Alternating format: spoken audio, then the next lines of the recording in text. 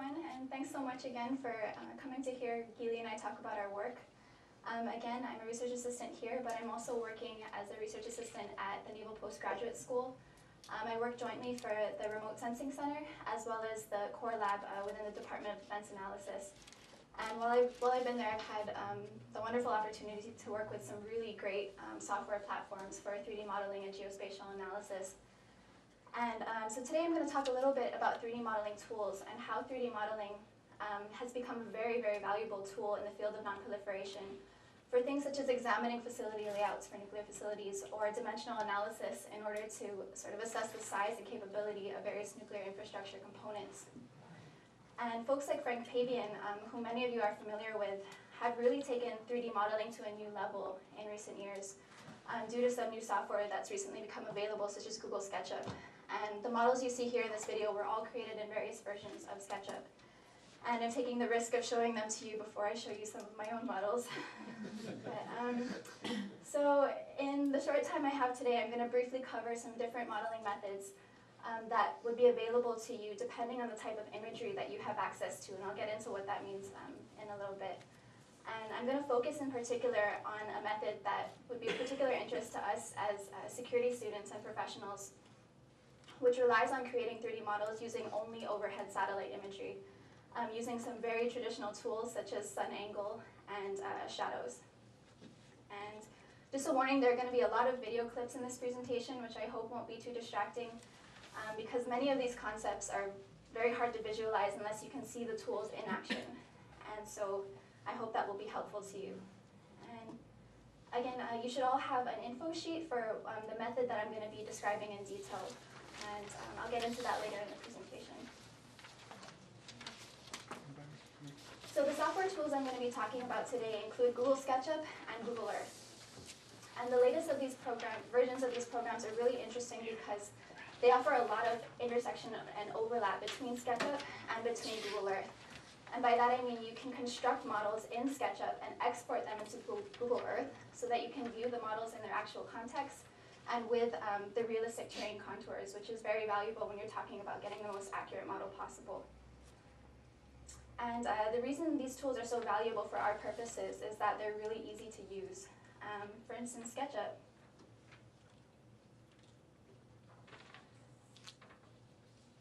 SketchUp has kind of become dubbed as 3D for everybody. And this is mainly due to their patented push-pull technology, which is where, as you see being done here, you literally just draw shapes in 2D and you grab them and you pull them up into 3D.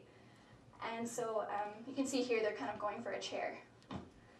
So instead of having to sit there and literally plot every line and point like you had to do in traditional 3D modeling programs, you can move a lot faster in SketchUp and create some really intricate and complex models simply by drawing polygons and pushing or pulling them into 3D.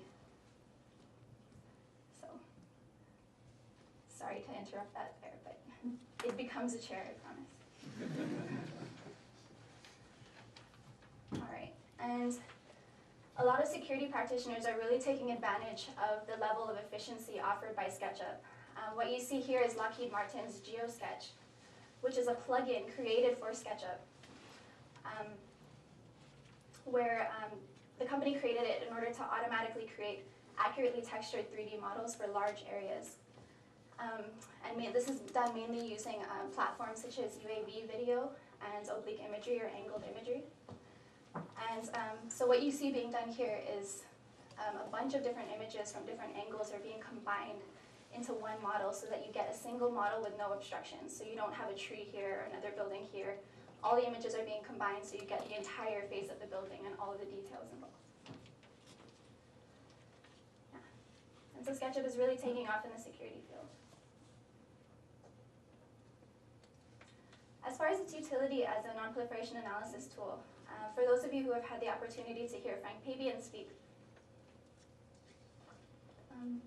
you'll remember that he did some really great dimensional analysis work in investigating the structural similarities between the North Korean nuclear program and the alleged Syrian nuclear program at Al-Kabar. And just to kind of do a quick recap, at a glance, the reactor at Al-Kabar and the reactor at Yongbyon really looked nothing alike structurally. However, through examining some satellite imagery and some early construction photos obtained later in the investigation, you could see Pabian and other analysts were able to show that the Yongbyon 5-megawatt reactor and the Syrian facility were indeed structurally very similar. Because what you see here is a large portion of the Syrian facility was actually constructed underground, about 16 meters. And both of the reactor cores were roughly 40 meters tall. Both had 2 adjacent heat exchangers and an internal spent fuel cooling location. And Frank Pabian represented this really nicely in a series of 3D models he did of Al-Kibar, where he showed the internal construction of Al-Kibar that looks very similar to the reactor at Yongbyon, which is actually boxed up and covered, as you see here.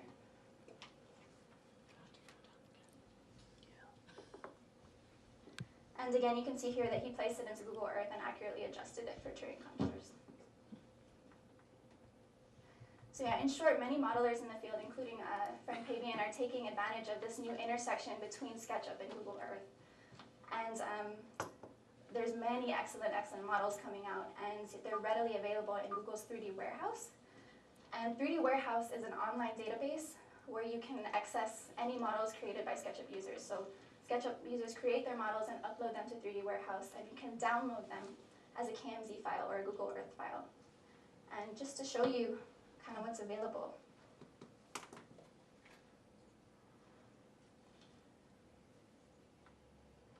You can see here, and I downloaded all of these from 3D Warehouse. Here's a really interesting model that someone did of the facility at Fukushima after the damage from the tsunami and earthquake. And you can see the level of detail that they were able to put in through SketchUp using textured images, which is really pretty impressive. Next we have a model here, the Boucher nuclear power plant, which again the maker made some excellent use of taking images from the Boucher power plant and overlaying them onto the model in order to get accurate placement of doors and windows and all of the details in there.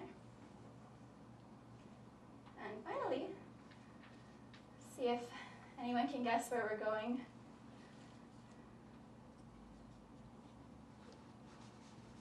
Does anyone know where we are?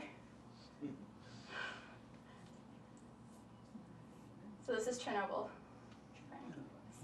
But again, you can see the phenomenal level of detail, and this was all done in SketchUp, and all with accurate proportions. So I hope this kind of gives you an idea of what's out there, that these models are very accessible, and people are sharing them all over the place. So now that you kind of have an idea of what's out there, I'll talk a little bit about how you actually make these things.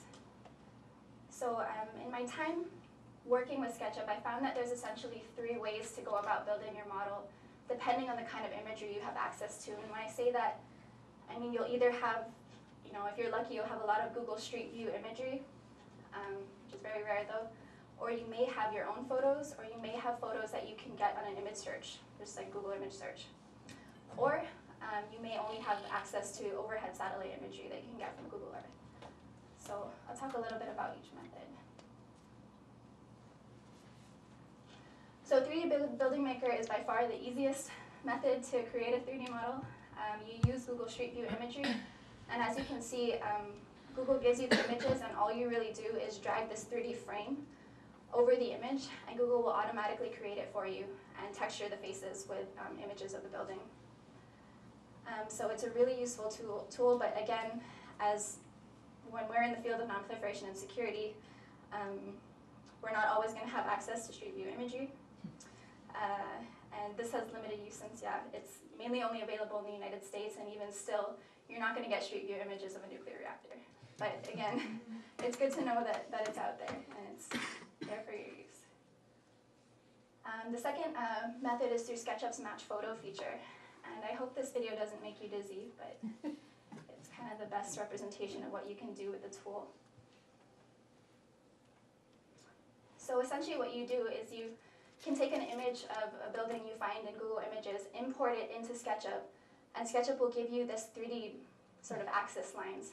And all you do is drag the axis lines onto the photo. And then Google will automatically create the model for you. And this is a really great way to get good amount of detail in your model and accurate proportions and correct placement of windows and doors and all of those things. Okay. And this last method, which isn't delineated in detail on your handout, is a method for using Google Earth and SketchUp that I came up with for when you only have access to overhead satellite imagery for the building you want to model. And the method focuses on obtaining the height of the building, because again, this is going to be the trickiest part when you're looking at it from directly overhead. So what it relies on is some shadow geometry, which I'll get into in just a second. And here I have to make clear that I did not come up with the geometric principles utilized in this method. They've been out there for a really long time and are widely used. But what I did come up with is a way to use the tools in Google Earth to get the information you need to perform the calculation that I'll show you in just a second. Okay. So first of all, you have your equation. And this may look a little scary at first, but it's really not that complicated when you pick it apart. I know we all have had at least high school trigonometry, and this is just some very simple right triangle mathematics. So what we're looking at here, if you use your imagination a little bit, the opposite side of the triangle is the building. So you have your building here. This is the shadow cast by the building, or your shadow length. And this angle is the angle created by the sun's altitude. And so if you were to follow the hypotenuse up into the sky, you would eventually hit the sun. And so in order to do our calculation, we're just using a simple tangent equation. And so some of you may fondly remember SOHCAHTOA. Yes? Okay. So tangent equals opposite over adjacent, and so the tangent angle is going to equal the opposite side divided by the adjacent side. So that's our equation. So in order to get the height of our building, we're looking at the height of the building equals the shadow length times the tangent of the angle. And so the question then is, how do we get these two values, the shadow length and the sun angle? Okay, so when you're in Google Earth, first of all, you'll need to find a clear image of the building you want to model, and this is the 5 megawatt reactor at Yangbian. And this may not always be possible to find imagery with clean shadows that you can actually measure, but hopefully using Google Earth's historical imagery, if you click on the little clock up there, it usually provides you with a lot of images for that building taken over time. And hopefully within there somewhere you'll find some images with measurable shadows. And so the main tool you use to do this is just the ruler tool. So it's just kind of, sorry, can't really see it, it's up there at the top. And you're just going to measure the shadow from its tip towards the base of the building, and the value appears in that box right there. And it's a good idea when you're doing this to record your measurements on some sort of scratch paper diagram. And so what you'll want to do is record the length of the shadow as well as the length and width of your building, which you can, measure directly with the ruler tool. And so this takes care of one half of the equation. So you have the length of the shadow. Now the question is, how do you get that angle of the sun's altitude? And so all you need to do is, without touching anything, in this box here, under the second value here, you'll see a value for heading, and that's a degree value that represents the angle of the line that you just measured along the horizon. And so that number is showing you the angle of the shadow along the horizon. And that number is also known as the sun's azimuth, but all it means is this angle along the horizon. So all you're doing at that point is you're taking that number for the sun's azimuth, and you're going to use this really nifty calculator by the US Naval Observatory. And the link for it is on that handout that I gave you. But essentially all you do is you plug in the information for the location. So you'll see I have all of the coordinate values for the Yangbian reactor. And then all you do is calculate it, and it's going to give you the azimuth as well as a correlated value for the angle of the sun's altitude. So really all you do is plug it in here and the calculator will give you that angle. So now if we go back to our triangle, you'll see that we have all of the pieces of the puzzle.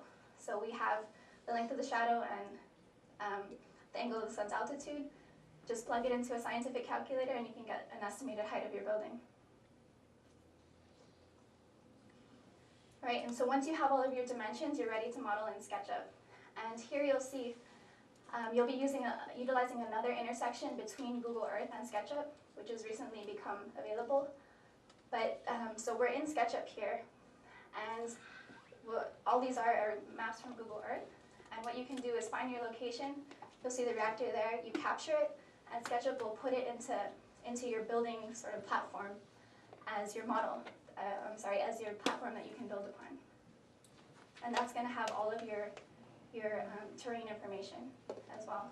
So when you're building your model and you're adjusting for terrain contours, a lot of times you'll toggle on the terrain and you'll see your building is just floating up in space and you'll freak out. But all you have to do is just make adjustments and adjust for the terrain. You can really just drag it down.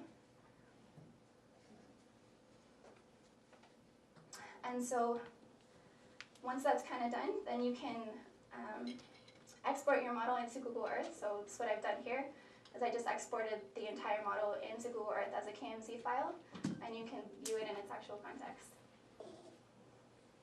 And just to show you that this method is doable, these are a couple of models done by the students that I work with at the Naval Postgraduate School who used this tutorial that I designed to practice using this method and create models of the young gun reactor. And so you can see they each kind of have their own artistic interpretation, but nonetheless accurate dimensions. And so just for some final notes and caveats, I have to stress that this method is very much a last resort method. It's when you only have your overhead satellite imagery and not any other tools of assistance. It should be used as a resource, largely in combination with other tools of analysis if possible. For instance, you'll see here, this is a slide taken from an IAEA officials briefing. But what they did here is they were able to ascertain the height of the cooling tower as 30 meters from a news article. And so they said, okay, the cooling tower is 30 meters and the shadow is this long, so they created a ratio and then translated that to the reactor building by measuring the shadow and then getting the height of the building that way. So you really want to utilize any tool that you can in order to build evidence for creating an accurate model.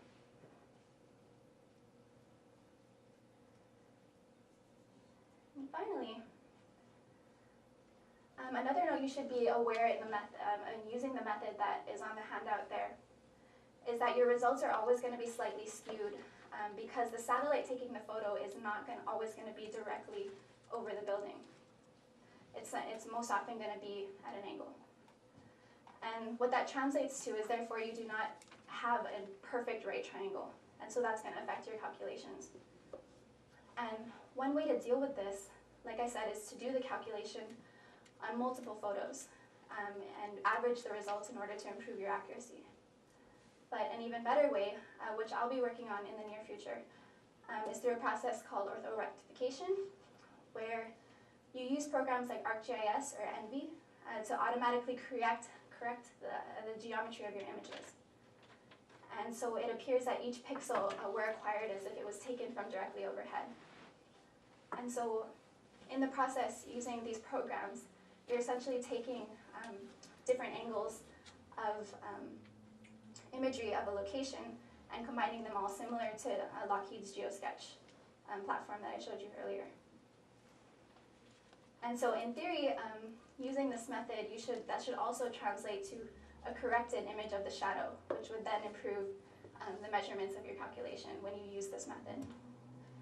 And again, I'll be working with orthoretification in combination with the shadow measurement method I discussed over the next semester for my thesis work. So I'd be happy to keep in touch with anyone interested in the process. And on that note, yes, if anyone is interested in any of the resources that I discussed in the presentation or any of the processes I discussed, please feel free to shoot me an email. I think there were other hands there. Yes, sir. It strikes me Ray, you that want to just introduce yourself for Raymond Zanauskas, I direct the Chemical and Biological Weapons Program here at CNS. Anyway, it strikes me that similar modeling could be used by, for example, the special forces that attacked the compound that was occupied by Osama bin Laden. But also you can turn that around and think that the bad guys can do the same thing when they're planning attacks on public structures. I mean, that would be just a wonderful way, I would think, to plan your attacks, having all of the access, knowing all the access points and so on. Have you thought about it from that viewpoint, any of this? I haven't really, actually. Again, as a lot of students at the Naval Postgraduate School are interested in using these techniques, like you said, to support their operations when they're conducting a mission, and they need to rely on really heavily accurate models with all of the doors, knowing where all the doors are, the windows are.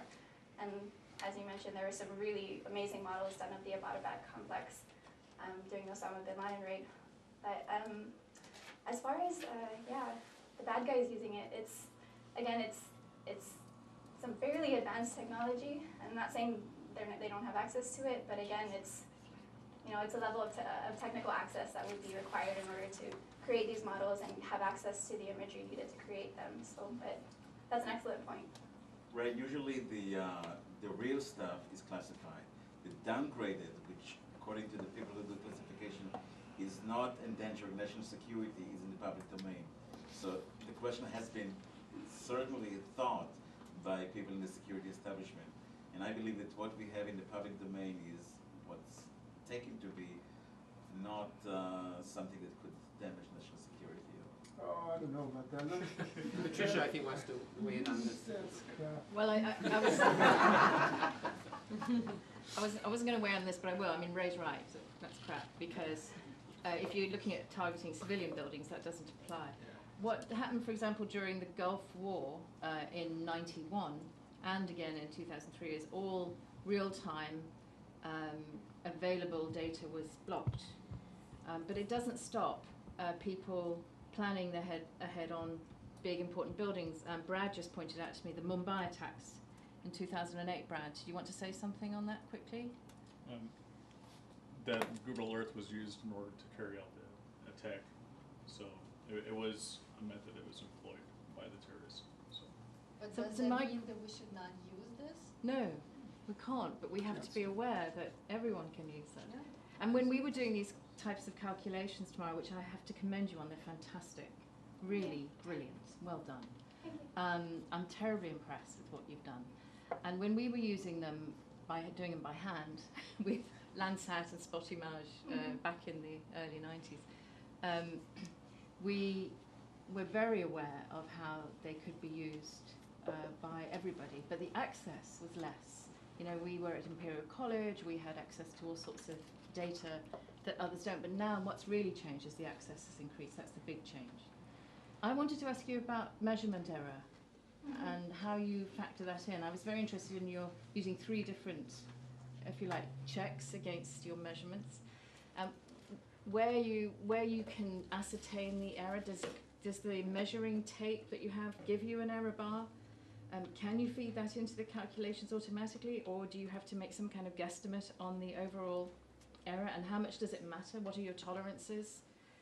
How much in using other methods do you find that there are errors, measurement errors in this type of technique in Google Earth and the other programs that you're using? Yes, unfortunately, there is no sort of automatic error calculation in Google Earth. Hopefully, they might get there someday. But right now, it's just a matter of handwork. And at NPS, I work on really big screens, and so I can zoom into the image really, as much as possible to try to get those lines as accurate as possible. But ultimately, what you have to end up doing is just taking a lot of different measurements and averaging the results to try to get the most accurate end result possible. But again, you do get an error range. I think my first attempt at doing the Young-Gun reactor, I was getting about 25 to 35 as meters as the height, and it's actually supposed to be around 40. And so once I sort of refined the method and started getting better at being more careful, I started to get closer to 40. But again, this is sort of a cheating method to try to refine the process. But again, yeah, right now it's just a matter of averaging the results and then utilizing other platforms such as ArcGIS and NB in order to try to get your geometry as correct as possible. The measurements that you get, and when you build the building, does it go into public domain? Is it saved in Google's databases? If you build it in Sketchup, it's yours.